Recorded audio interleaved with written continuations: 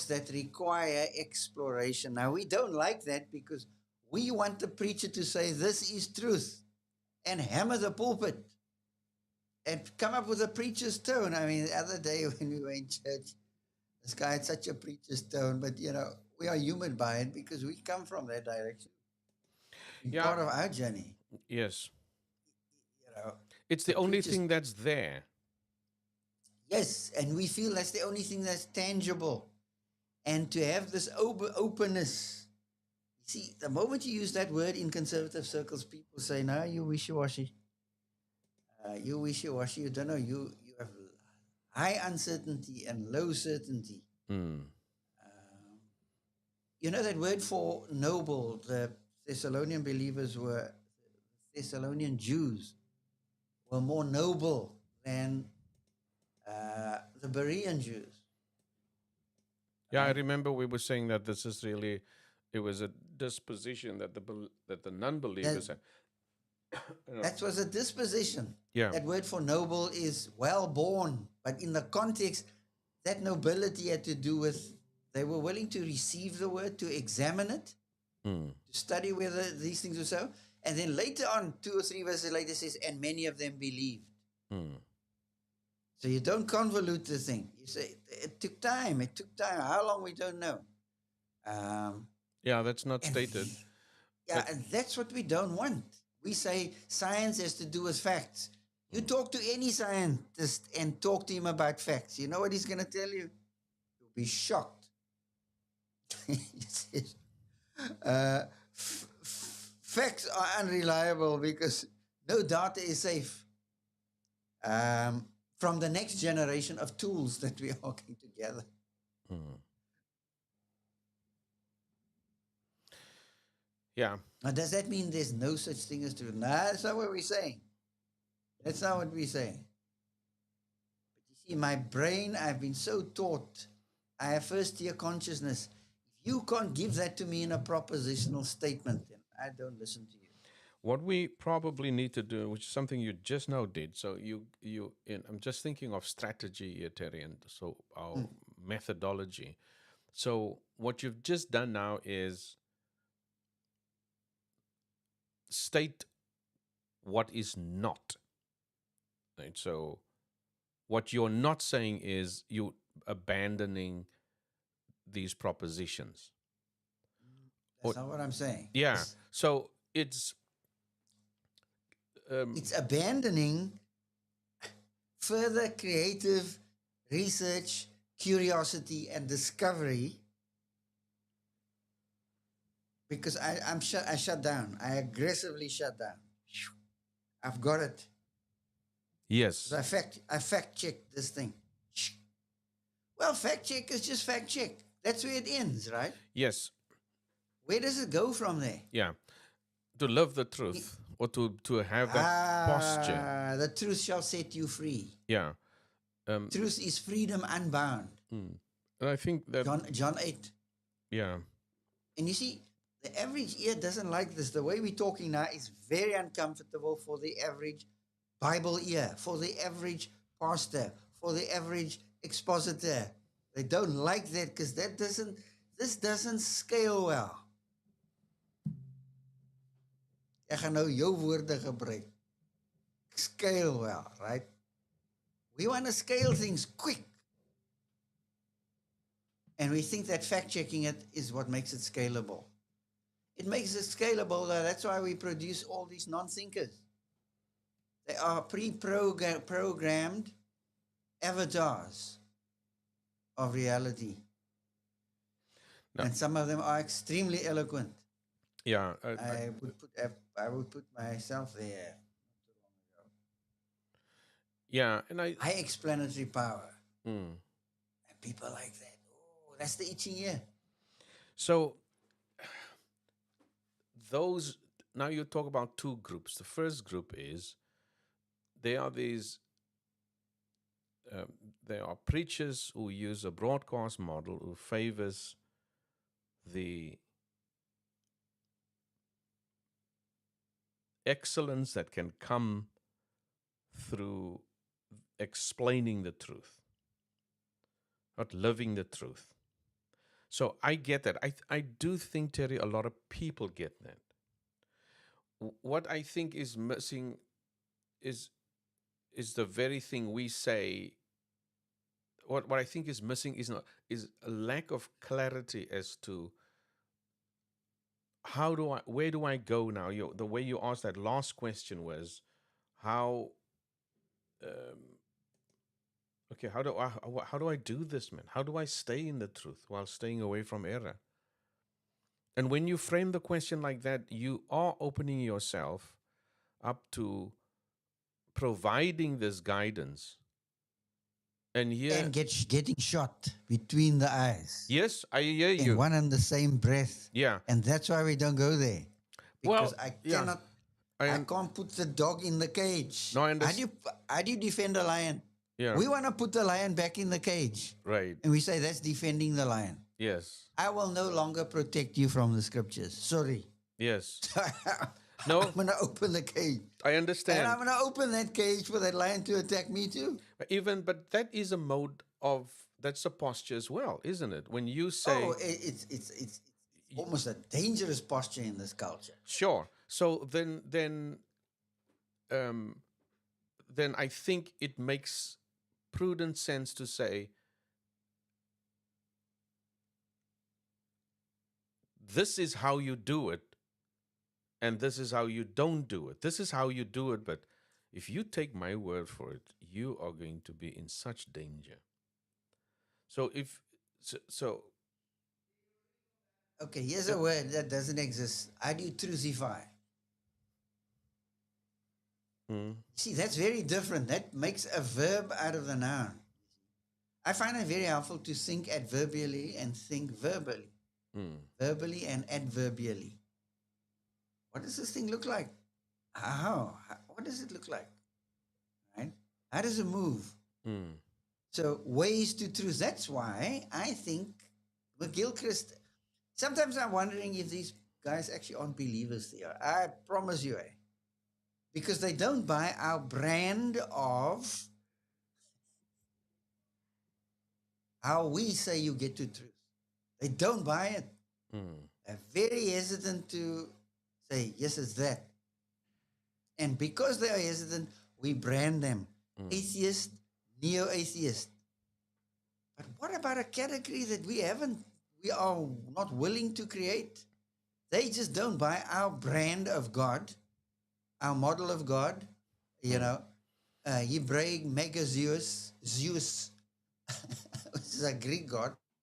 We marry all these ideas, includes Santa Claus in there, cosmic genie in there.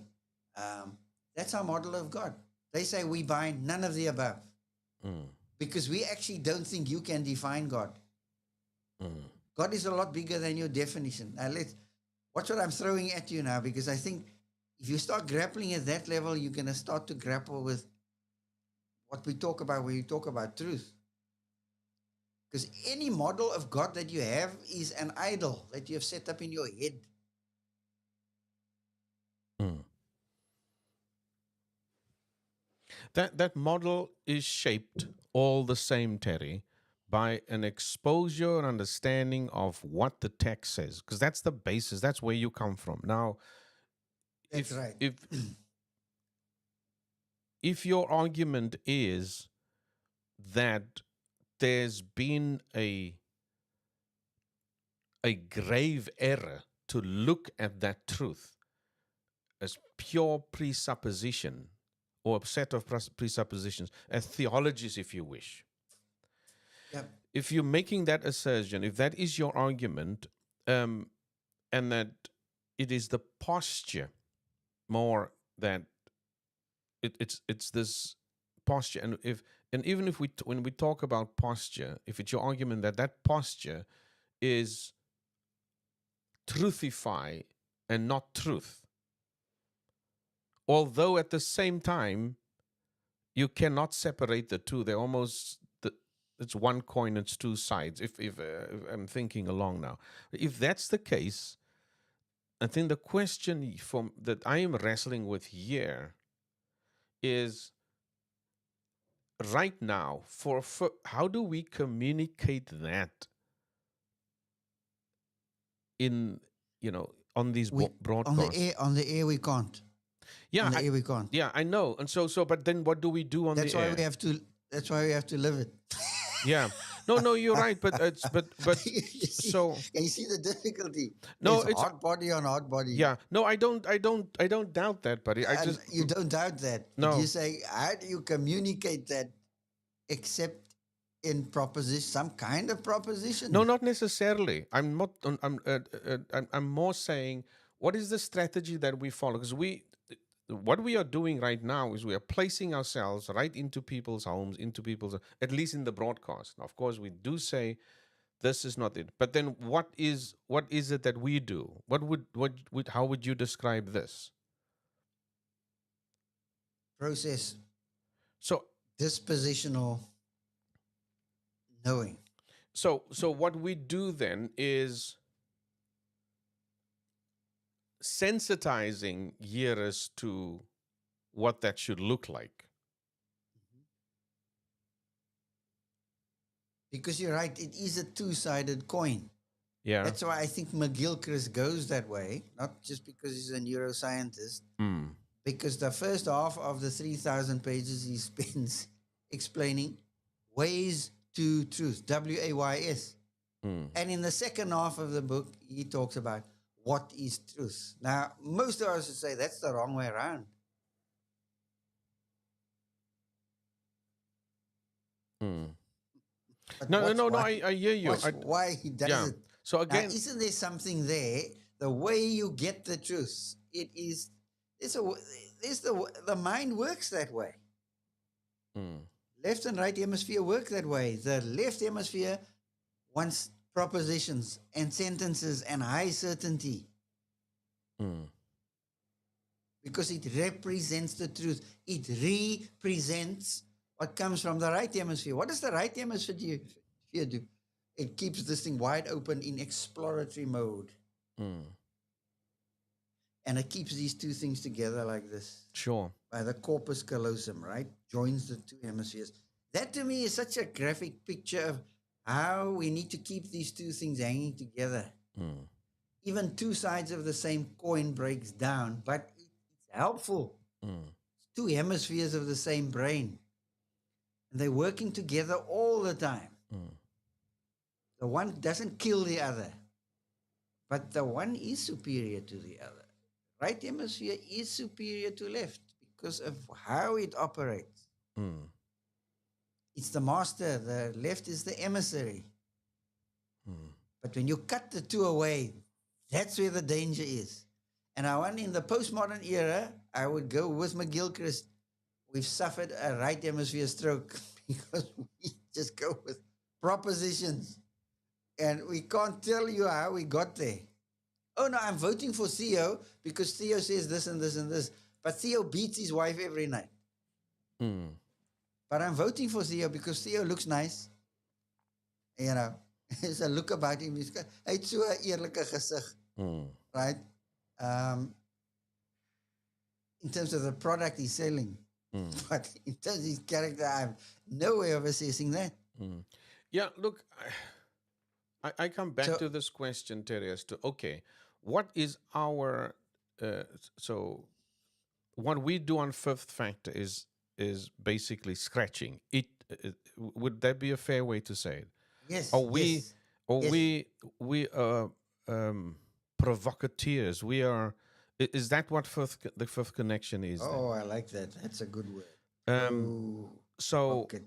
or even agitators, as we used to be called during apartheid days, right? So we throw a stone into the bush and see what sort of runs out from it. And if that's the case, um,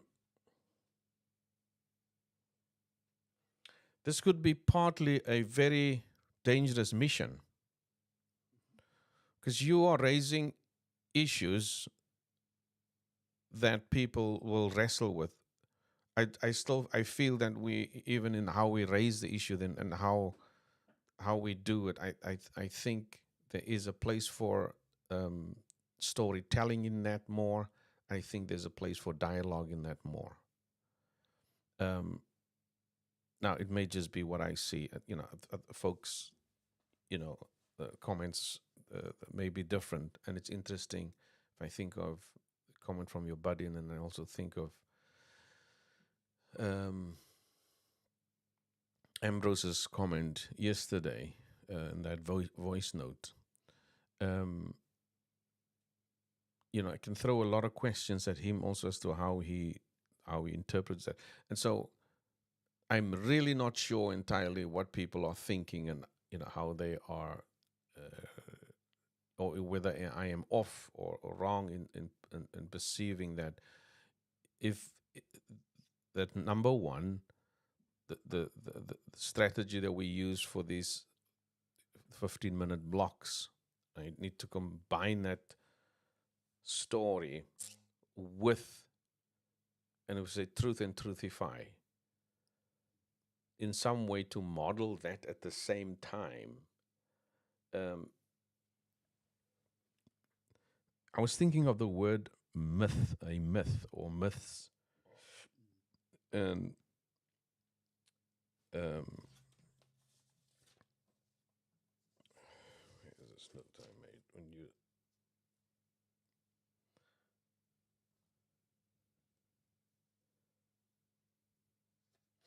because if we myths about truth, so what we believe it is, for instance, um,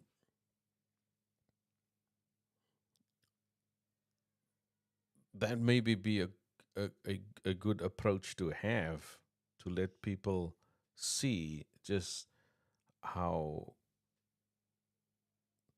Now I want to use this beautiful definition of yours, right, where you talk about reality.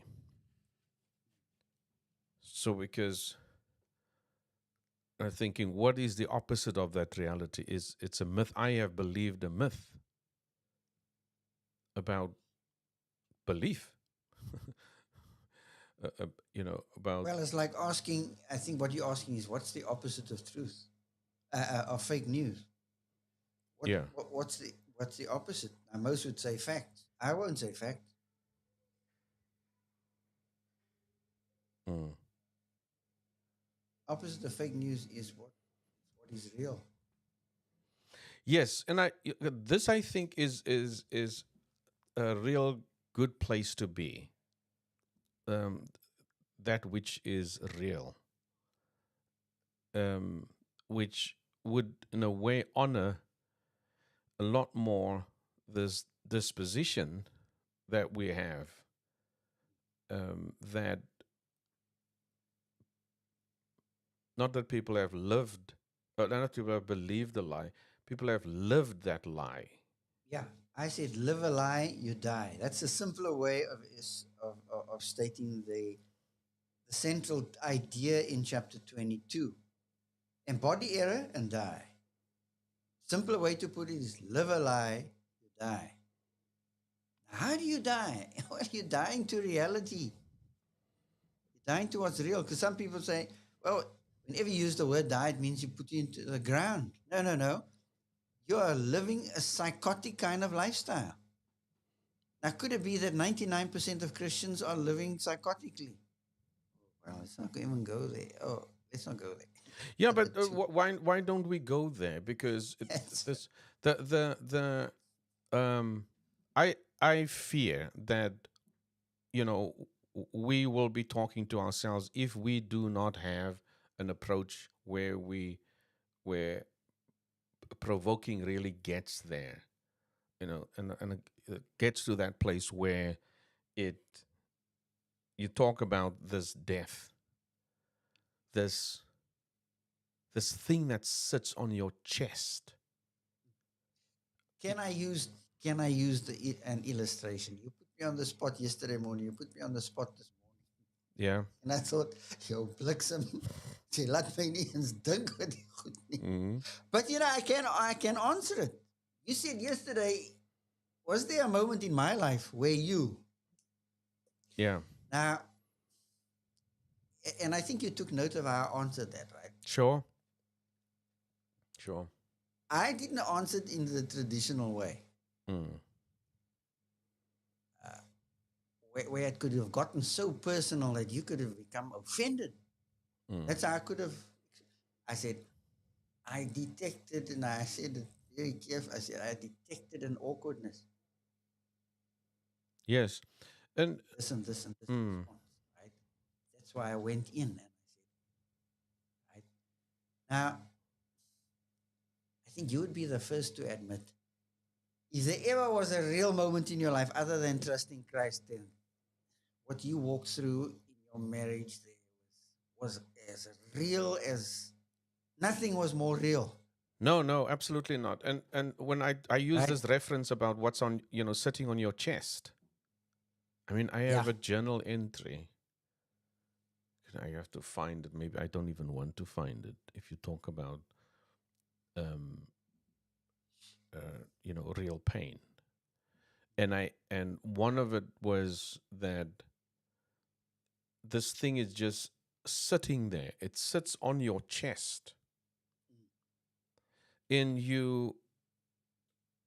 Um, and I think one entry was, is it possible that your that tears can dry? Now it sounds very poetic at the end, but that poetry was pushed. I didn't even mean for it to be poetic. I was just wondering. I mean, is there a point where at which I will, where crying will cease, where I will cry no more, and this thing that presses on my chest is gone, and what was inflicted, you know, on me. I mean, it's devastating, to say the least.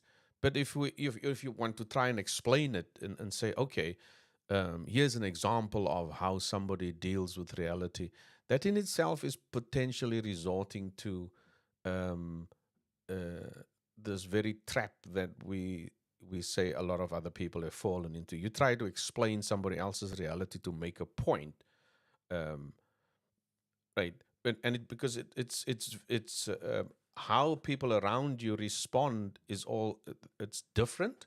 There may be some similarities between my case and somebody else's case, but it's rather individual, and it's rather, uh, personal, and it's unique on a good number of levels. But so what I had in you and in Fred is, some other folks would maybe not have, but maybe they had something else I don't know, or someone else I don't. So someone else definitely, but, um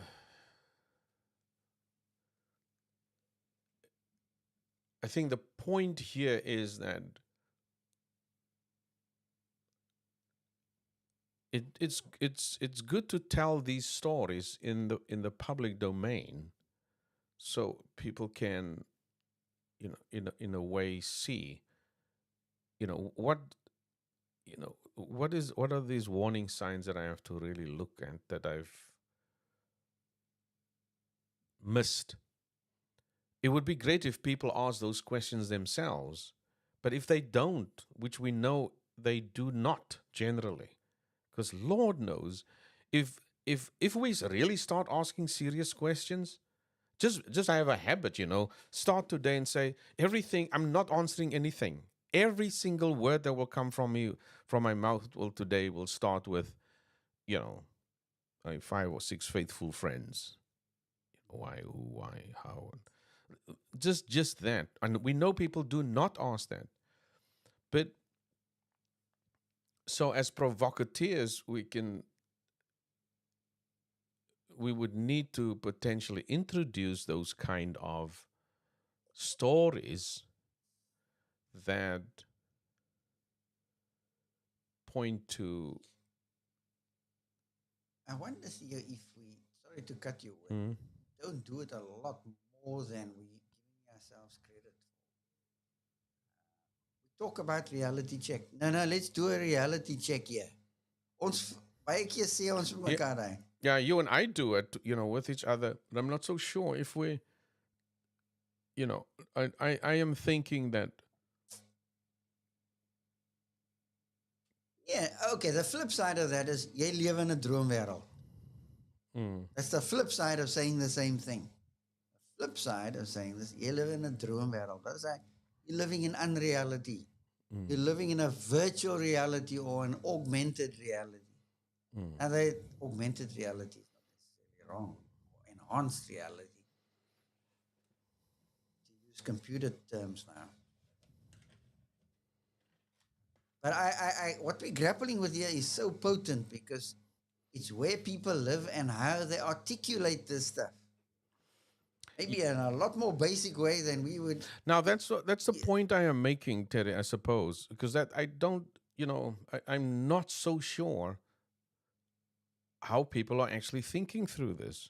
I'm not so sure. Even if I explain what people, I may have a way, or you may have a way. Like if we take, for instance, just um, I think the text presents a way. yes, Like I started this morning. Yeah, right? It has to do with, thus says the Lord. mm, Verse 1. Verse 2. Hear the word of the Lord. mm, Whir. mm, It has to do with my senses. Somebody's speaking. Somebody's articulating. There's verbiage. All right? I'm just thinking through it now. And then he goes from the mouth to the ear. Somebody's saying something, and there's an appeal to the ear. Hear the word of the Lord. mm, What must you hear? Boom, boom, boom, boom, boom. Verse 4. If you will indeed obey this word. In other words, action needs to follow what has been articulated and what has been inculcated through hearing. Now the action. They were desecrating the Sabbath, right? If you will indeed obey. Verse 5, if you will not obey. I mean, there's the unfolding story within which you have the way truth is imbibed, the way truth is encountered, the way, say it differently, reality is encountered. How do you encounter reality? Words have a wonderful way of putting it out there. Words aren't reality, but they point to something that is real. I say words ain't real. Words are signifiers, right? They point to something that's real. It's not the words that are the thing pointed to. They point to something outside of what you're saying. So there you have a structure. You talk about how the story communicated. Here's how the story communicated. sure. Somebody speaks. Right. Somebody's listening. So maybe then that's still coming, right? In this, as we, Yes. yeah. Yes.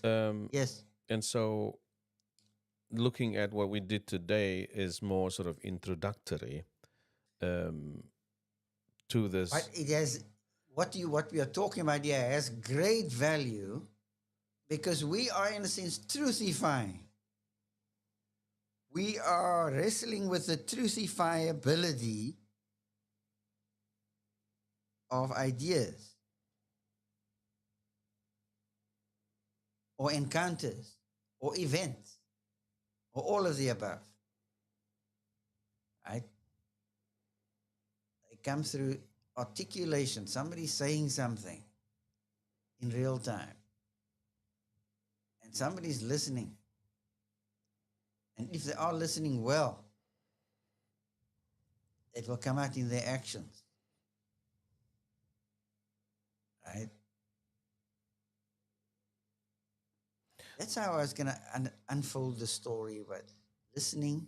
And if you don't listen, this is what's going to happen. If you do listen, this will happen. Mm. So there are some broad strokes of how reality comes at you. Or how you stay in the flow.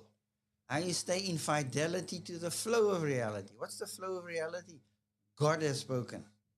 And for us as believers, I mean, that's already a journey. How do we get here? Well, that's a journey. How we got here is the journey.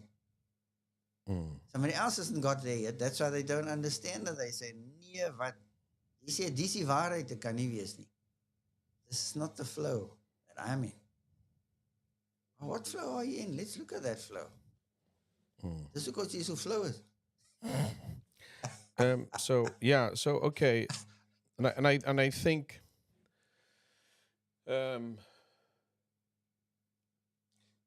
could it be that this is exactly what we're doing, and now we are refining it because we are saying story is still it. Story is the vehicle that conveys what living in fidelity to the flow of reality is all about. yeah, and yes, Here's the situation. Yeah, situation, context, store, event, all of that which we People. said now. Yes, people who are facing the it's not just that the Lord is saying, hear what I say, or sort of listen up. It's not just that, but it says listen up, and then the truth of that reality is explained. I'm saying it to you so you know what I mean here. So, but if we talk about truth and reality to people, Terry, I could be wrong here, but I do not think that connection is made enough. And I really think this is a place where we need to be. I think we need to say, what is this reality? Why? Because the scripture says what this reality is, or at least in this particular case, it explains what this reality was for God's people under a leader who had to face God's people with a message. That this is what I'm beginning to see, Right? And because it is, as I listen to you, it is a set of conclusions you're making. You see a pattern here. You see a pattern that's moving from hearing to doing, and a set of warnings, heightened sensitivity to, this is not just listening to another talk show. This is not just another podcast you're listening to when you listen to what God is saying or what God is instructing his prophet to say to his people here. The word desolation is thrown in there. My goodness, what in the world is where are we going here? Could somebody just shut this guy up and share some good news for us here? But so, I think, I don't know, I wonder if bite size, is it fair to do it like that? Is it, so I'm thinking of this mode, this way that we provoke. And I'm thinking more and more that it is crucial for us to also provide some kind of next step here. I've often been, there was one guy that came into at this restaurant at the waterfront, and he said to me, rather accusingly, I took it a bit as a compliment more, but he said, it seems to me you know just exactly what note to play, don't you? So sort of, and it was like, it was like that, and I had pondered over that. I thought he was absolutely right. I think anyone can play the piano, but there was something that I did on the piano. I left these spaces between notes, right, and things like that. But there was something else. Two other incidents. One when Sydney Jansen van Rensburg came into the restaurant and asked me to play Count Your Blessings. He says, I'm not so sure if I should ask you this, but is this possible? Can you play it's a song from a hymn book. He said, count your blessings, name them one by one. And I said, yes, I can do that. And so that's the one, because it meant a lot to him. The other one was that a guy brought his wife from Durban for some therapy, in Cape Town. They actually corresponded with me afterwards. She was in a bad, bad place. Um, and it looked like they came to Cape Town for some counseling for her. There were all sorts of difficulties that she struggled with, but they were at this hospital. I don't know where it was, but he brought her there, for those 3 weeks on regular occasions. And the music meant a lot to her. The point here is that what we are doing is provocatively soothing and challenging. But what we would need to begin to think of POAs or points of action, other things that people can do, to reach out to find that place of connection, body on body, as you say.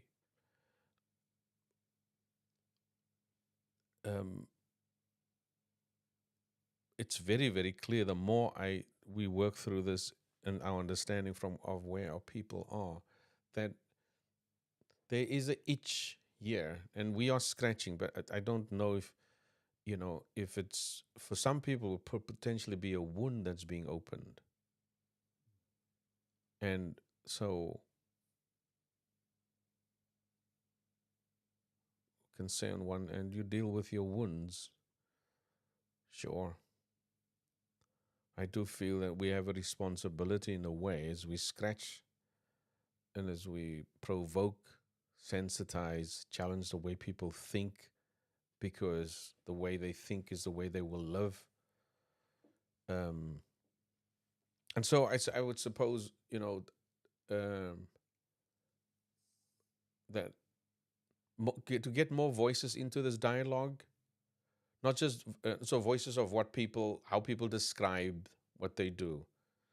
This thing of getting the interns out there to do interviews, go to the mall and ask the truth, because or their view of truth, or on any matter, so we can hear what people say, so people can. I would want to have a circumstance, or let me rather say, I am concerned that the way you and I describe things, or maybe not the way people will articulate it. They may be the same thing, but it'd be great to be able to say, is this you? Somebody said, truth. I can imagine a young guy in Somerset, in Somerset Mall, that's maybe a young student studying either Stellenbosch or UCT. Truth. What is truth? For me, it's more. I know whatever feels good. You take those statements. Is this you? You feel this is good? Yes. So.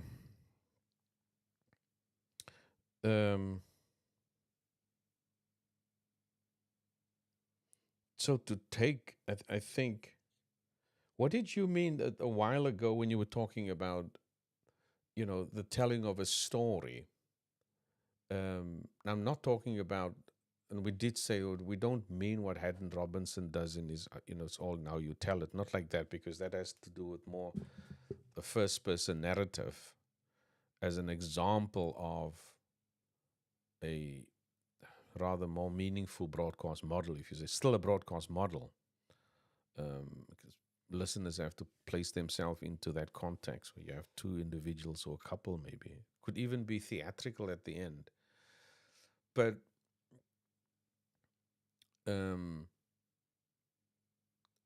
to check in Jeremiah's life in such a way where there's a story,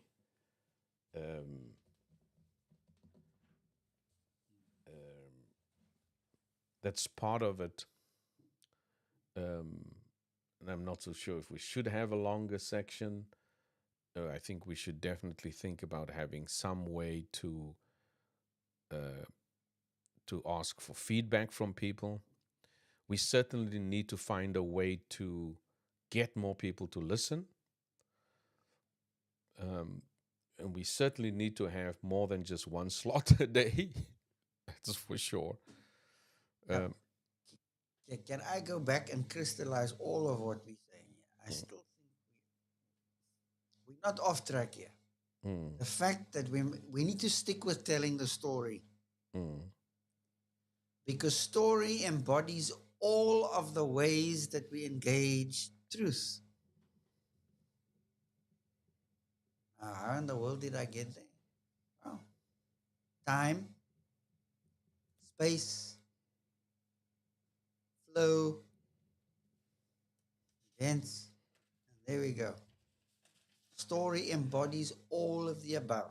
And I think our danger is we can so over intellectualize the process that we get lost in the weeds, and we still don't tell the story. That's why I start at the Lord says. mm. We say the Bible teaches, but God says. That's where we start. God has spoken. That's where the whole Christian encounter starts. God has spoken. He is there, He is not silent. Mm. And it assumes that there are those who listen. Hear the word of the Lord. If you listen, and there we go. We've got time markers, we've got space markers, we've got textual markers, you've got events, you've got all of what is embodied in encountering truth. So the vehicle is right. We're using a medium, which is a techno medium, to transmit that story that embodies all the ways we encounter truth, right? Because you encounter truth through your senses. Now, a conservative will do a backward flip on that. They will say, "Ooh, waar gaan jy nou? See, you are anthropocentric again. You must be theocentric." Well, I got Theo on the other side of the microphone, so he's here. So, and I would venture to argue we have been very slovenly. This is the danger of academia. There's high danger in going at walking with God from an academic paradigm. I'm going to overstate it now. Because you cast things into a certain mold that God never desired for it to be cast into. Let me give you a simple example. A sermon. It's the most time-consuming element in the edification model. It's the most expensive one. It's the one that we use as the metric for attendance. And I mean, I can go on and on and on. And then at the end, I will say to you, and people are least edified by this particular element because of this very academic, Western, university, institutionalized, in the benches kind of model. Jy moet aangaan. No, no. What I'm wrestling with is, I think when I hear you talk about story, it sounds like there are two parts here. And I think when you say telling the story, it sounded to me how you described it now is that you are concerned about how the story has been told. Well, let me say this. Well, okay, I'll get to how it's lived as a consequence of how it's told. Because you did touch on the fact that this model that is currently being deployed, taking all of this time, taking all of this money, is not, in terms of its goal to edify, is not achieving that. That's your verdict. Or that's the conclusion we draw. There's an absolute legitimacy to this. It's we can't, I don't have to go into that. As you dice, I think there's a, when you talk about story, it sounds like you also saying there's a way to read the texts that have failed, or the way the text has traditionally been read and communicated potentially, but let's just talk about reading it, has been fraught with this notion that here's the truth, and I have to explain, and um, I have to explain, I have to prove the point, and I have to apply it. This is all good and well, but the you are saying, hold it. Did you notice that there seemed to be a pattern here in how this story is explained here? Would you agree with me that there's some kind of movement, yes or no? And if then you have this I dialogue. think there is. I think there is. And that overarching thread needs to be demoed from the book of Jeremiah, for example. The storyline is Israel must die in order to rise. Yes. I can't put it any simpler. No, I understand Now, that. when you tell the story, you need to show those strands. And sometimes we get lost in the weeds because we get away from that. But just tell the story. Yeah. Thus says the Lord. If you listen. If you don't, if you listen, this is going to happen. If you don't listen, this is going to happen. So, but either way, this is going to go down. So, but would it be fair of me to say that when you suggest that you are focusing on the breakdown or missing this missing glorious truths for living because you've not seen this story, not even heard this. You may think you've heard the story, but because you explain that sometimes, as you would say, what things are not. Now, some people would say this or that, and this is not so. We are seeing something else here. So, would it be fair for me to say that you are both telling the story and you are breaking down the elements of that story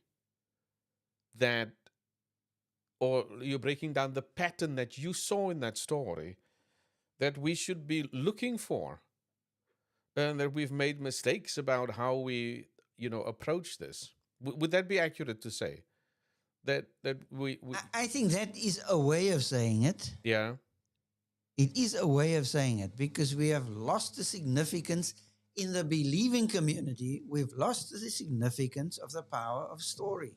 Sure. Now, the closest we come is in testimony time. Now, even that has degenerated into, because we're not engaging with the biblical text. We're engaging with life, but in a very frivolous kind of way. And we don't realize if we engage with the text and life, if we don't engage with the text, which is life, right? If we don't engage with the text, which gives life, which is already a third qualifier. And you could add a whole host of qualifiers like that. Then we have what is happening in the, because what do you remember what do you remember in a service? The testimony of the guy who said, I prayed for my mom. My mom was dying. That's what you remember. Of jy onthou die ou wat 'n snaakse joke vertel het in die testimony in. Maar moenie van die boodskap praat nie. Asseblief tog, los daai net uit. Right? Why is that? So, because we have this disconnect. We don't tell the story. I mean, I'm looking at a diagram here. I've got 3 diagrams in front of me that map out Jerry's journal. Jerry's journal. How can a civilization survive a collapse? And I got 5 blocks to the story. Now, the very academic way of doing it would be to come up with a single main idea that is 25 words long as one sentence, because that's how we were taught. A 25-word sentence that embraces the movement through the 5 blocks, right? I would argue is that you can do it a lot shorter way. I always joke with it, and you've picked it up a number of times. Story starts with once upon a time, happily ever after. This story does start like that and happens to end like that. Mm. But I don't tell it like that, you see. Yeah, but would it also would okay? So, but yeah, so the group that you are addressing here now are those who communicate the, those who are preachers. That's the target that you're addressing there now, Right? and the problems that you raise, that or these these patterns of communication in this particular case that you identify is a problem that's in the pulpit. It's a problem of leadership. It's a problem that we see evident in amongst those um, who are uh, leading, who are spending all this time and all this money on preaching. So that's an analysis. So we see in the story um, a different way. For instance, like you said, there's one or two ways we can do this. One is I've been trained in this particular way to tell the story like this. Um, I do also feel, that there's been bright lights about how we told the story, not always from the faculty, but certainly from a great deal of material that the faculty recommended to us. So it's not always been right there. Guys like, I don't, it's very, very clear. Everyone was good at what they were doing, but we didn't see any other models. Fred is probably the only one that I can think of that really challenged the way you think through it and got you to read other stuff. Um, but so we should constantly maybe keep that in front of people as well, Terry. Say, you know, because that's addressing a demographic, and we need to potentially say that to people. Now, don't know who's listening, but there is the case to be made for that. Preachers are spending a lot of time explaining things in a certain way to us, and these are the or sets of, this is the way they tell the story, and it would be legitimate to say that this is problematic. So two major reasons. Number one, often the story is told in the way the story was not told. Number one. But number two, often the story is received in the way it should not have been received. So that folks who are listening in are not asking questions. They're not doing the digging and the discovery for themselves. They are not questioning what's coming out. Yep. Which So, proves the pedagogical point that the way you give the truth is the way you get it, sure. And so, and vice versa. yeah. And for that reason, I think it is, it seems to me then that when if we use that approach and question ourselves in how we are doing it, then we need to admit that we could fall into exactly that same trap. Um, although, at least in our case, it's a lot shorter. You can quickly bail out. Um, well, it's not going to take long, at least that. Yeah. But, Yeah. but that the way we communicate in these slots in the morning, if we just talk about this particular slot, that we honor both of these complexities, that we talk about these spheres. I don't know, who are you that's listening in this morning? You know, if we, as we heard this story this morning from Jeremiah, for instance, if we take those first verses, a few verses, there seemed to be a very, very clear pattern. Someone was speaking, someone was listening. The someone that's speaking is no ordinary someone. The someone that's listening is at a junction, at a fork in the road. And they have to, as a consequence of their listening, make some choices. And they even face with the consequences of their choices, where it's going to go, and who is going to be involved in. Now, that in itself is telling the story, the way the story is told. So,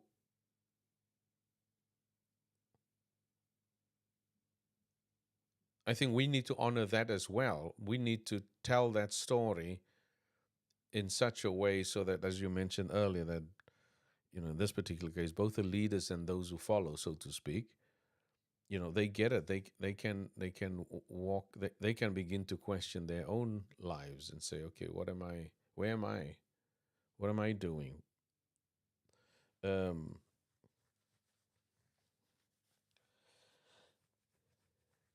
See, there's a way. I'm just looking at again.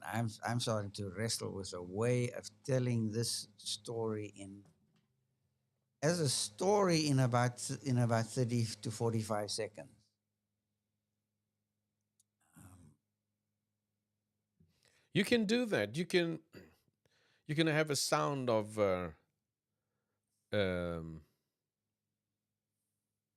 I mean, you can do it from a reporter's point of view. Where geographically, where do we find ourselves in Jeremiah 2? well, remember, it's not written chronologically, and the texts that are used that make up the 52 chapters are taken from different time periods, right? Some of it is a letter. What's the time period in chapter 22? Okay, in 22, let's see, it's before they go into captivity, Yeah. right? So it's pre-captivity. And the message is out. And I'm just, it's a simple way to do it. It's definitely a way to do it. I talk in this one diagram that I have here. Jeremiah becomes the deliverer of the death directive. You're going to die. You don't return to the Lord, you'll die. Right? That's chapter 1. Chapter 2 to 45. He talks about the things that drive this kind of death and dying. Conflict, catastrophe, castigation. Could you send me that diagram? And I think I need to probably study up a little bit in terms of understanding this, this period of time, because I'm thinking of I would like to maybe here's a possibility. You have someone from a parallel culture or a parallel nation. Just see. In 46 to 49, he's got the designates for death. In other words, there are 9 ancient cultures that are going to suffer the consequences of what goes down in the book of Jeremiah. Not only the people of God, but 9 other cultures. There's one who becomes the dealer of the death. That's Babylon. Yeah, so we right? Yeah, that's what I was thinking about that. So you could put the story in the mouth of a Babylonian. Yeah, you could put the story in the mouth of an Edomite. Yeah, or of an Egyptian. Egyptian, that's right, or Assyrians. So you can. That's right. So I was thinking about that, and this guy sits there in Cairo or wherever, sits. Yeah. And you hear this dialogue. You hear this. Maybe it's a market. I don't know, but we need to do good homework there, and you just hear somebody saying, um, uh, I don't know if you've heard what this guy Jeremiah apparently told the Hebrew people about some desolation that's coming. Did you hear anything about this? Something like that, or um, it would need to be. You can sometimes use modern S- ways of communicating. You can say, Well, dramatic monologue can function very well or in a situation yeah, like this. or Yeah, dialogue, Terry, just two people speaking. Um, and so there again, some work needs to be done in making that story so real, and it's got music, and it's because setting the scene, getting people to see that, and down the line um, you could possibly utilize a good set of guidelines here from Haddon's work now, because you can begin to understand. Well, one of the things I think, one of the tips, he says, how do you tell it like it is? And I think one section says study, study, study. that's right. Yeah. Yeah. And um so that and your so I think for me is story. So I think we're talking about the same thing, but there are these different nuances to it, because I think people need to hear the story as people heard the story the first time, potentially. um or it could even be a Hebrew family that heard, sitting around the table and wondering, what does this mean? What does this mean for us? But he says desolation is coming. And then somebody says, Dad, you are so negative and you always look at the dark and bad side of things. I mean, he said something else. He said, for example, um, uh, they will be riding on horses, or is it? Let's see.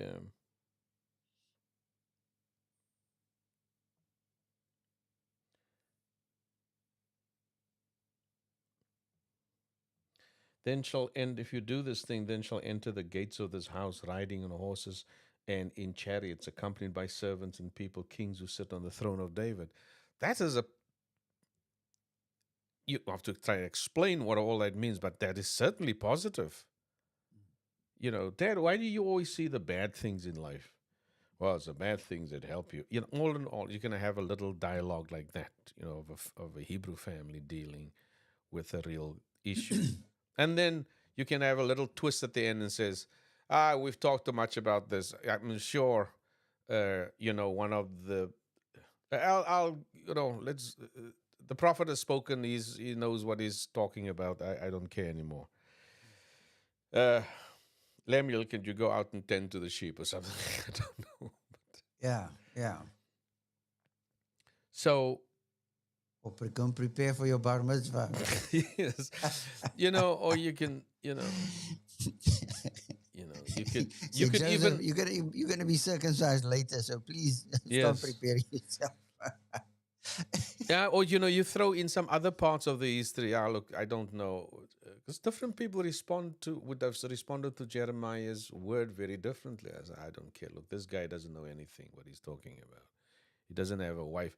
Once you have a wife, then you know what life is about. This guy is out to lunch, and then Yeah. Yeah. And yeah, he's instructed no marriage, chapter 16. yes, this is what I mean. So you take all of these things that and then then so that's the two things I see here, Terry. That we need to creatively tell the story. I think because some things need to stick with people, and we do it differently. Um, And you could easily put this into different AI voices, oh, absolutely. You can create a dialogue. You could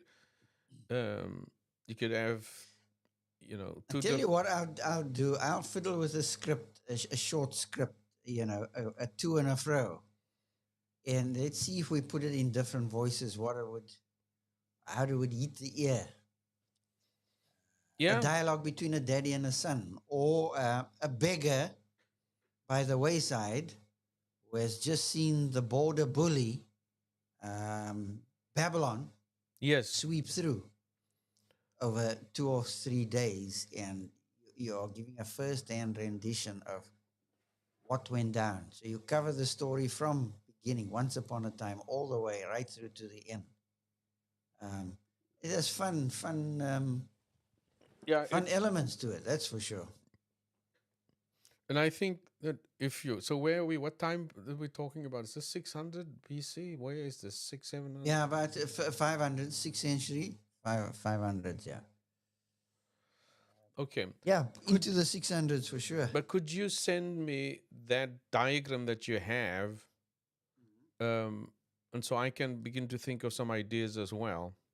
Okay. But more and more, I mean, this, I think crucially, it's important that we do,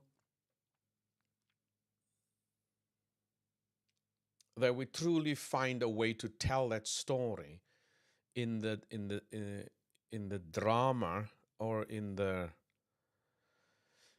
drama that it deserves, or the drama that it explains. If it's a love story, it's, it has certain elements to it. If it's um, Jeremiah and this lonely battle, um, and with threats to the nation, threats from other nations, um, threats to the family, threats to the individual. Um, that to have that story told, and to um, Okay, daar's jy okay, op pad rivier toe. rivers on the end, or by the rivers So, of Babylon. rivier met 'n end. Rivier met the end. Where did you send it to? iCloud, or? I to both it was Gmail, was to Learning Academy and IJD. Oh, sorry.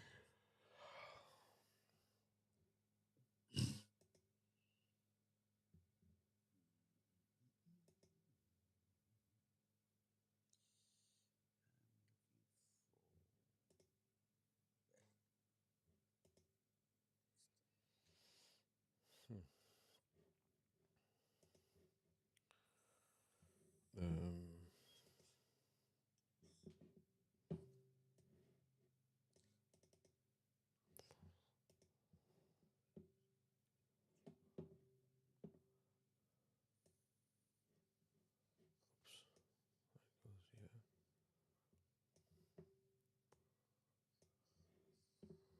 let's see.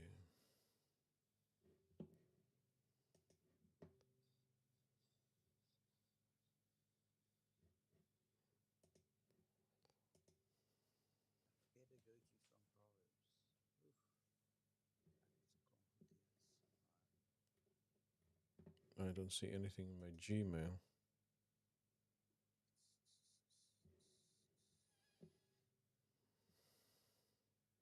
Okay, I sent it to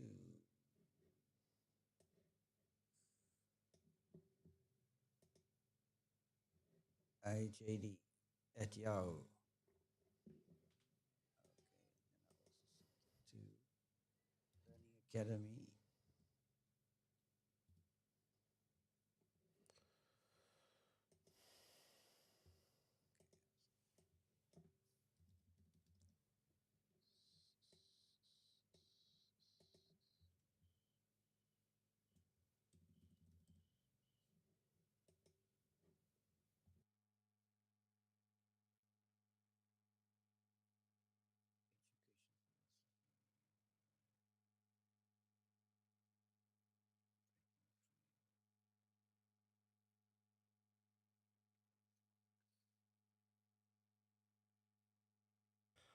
Okay, it's you have the slides, right?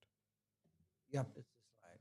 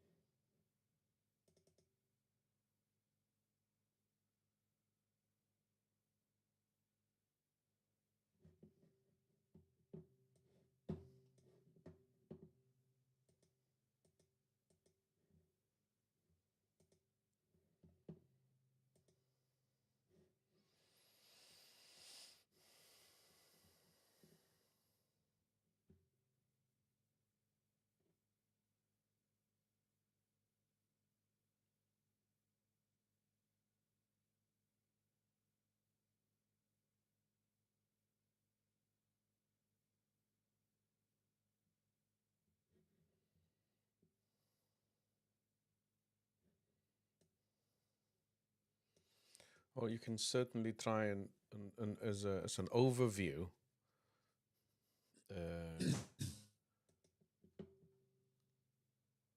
use this to tell a given story. That you certainly can do. So I think that's what you're hinting at, right? That you can actually. That's right. Yeah. Okay. Yep. All right. So let me get some work done here today.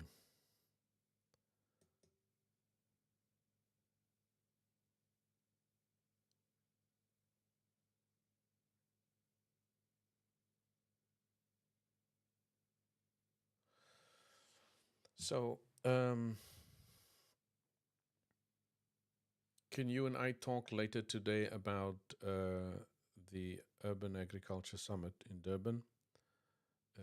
Right. Yeah, we need to talk to that. That's for sure. I have a meeting at 11 o'clock with folks from Singapore, and so maybe just after lunch or so, I would have very specific details. And,